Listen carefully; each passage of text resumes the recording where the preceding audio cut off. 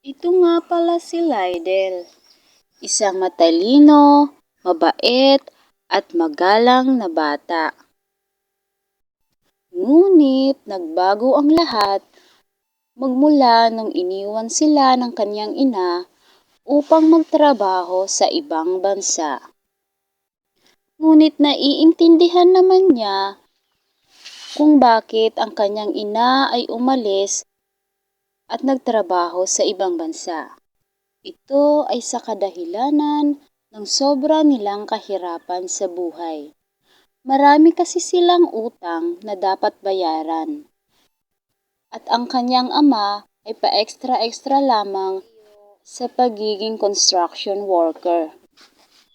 Ang sahod ng kanyang ama ay hindi sapat para sa pang-araw-araw nilang gastusin at sa mga bayarin na kailangan nilang bayaran.